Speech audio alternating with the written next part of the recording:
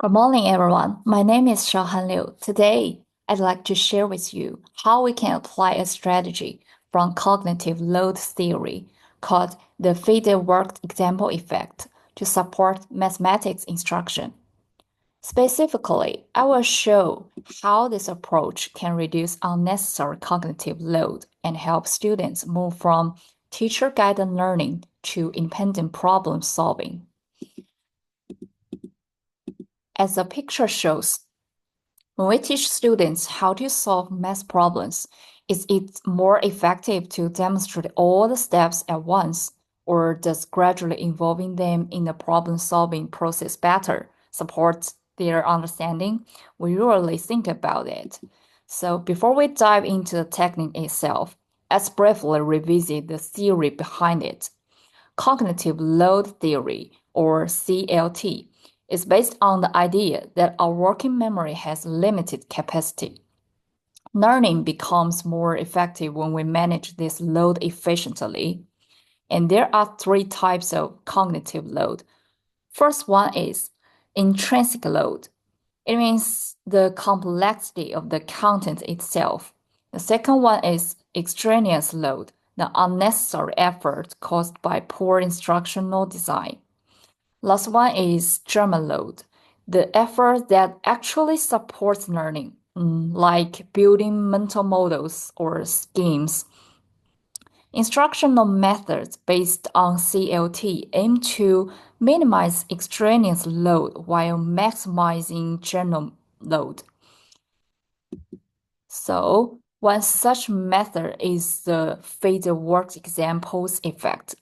This technique involves presenting students with complete examples at first, and then gradually removing steps until they are able to solve similar problems on their own.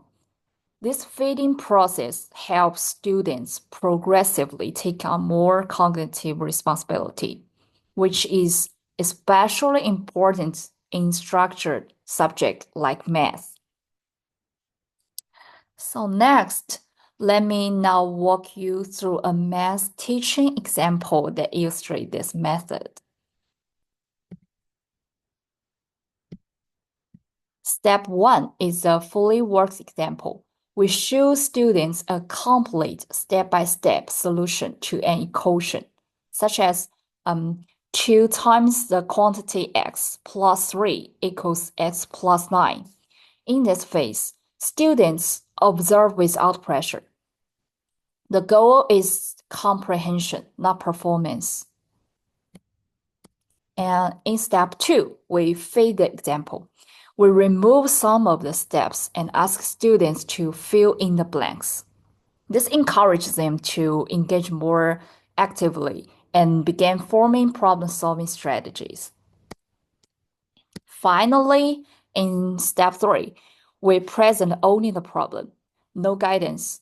And at this point, students are ready to solve independently using the schemes that they have developed. As the picture shows. So why does this technique work? First, it reduces extraneous load by avoiding overwhelming the learner with full problem solving too soon. Second, it supports gaming construction, which is essential for knowledge transfer. Third, it fosters independence, allowing students to gradually build confidence. And finally, it's flexible and adaptive. You can slow down or speed up the fading depending on students' needs. To conclude, the faded work example effect is a simple but powerful instructional approach. It helps teachers manage cognitive load effectively while supporting students in becoming more autonomous learners. As an educational psychologist, Paul Kirchner once said, good instructional design is not about doing less for students. It's about knowing when to step back. That's all.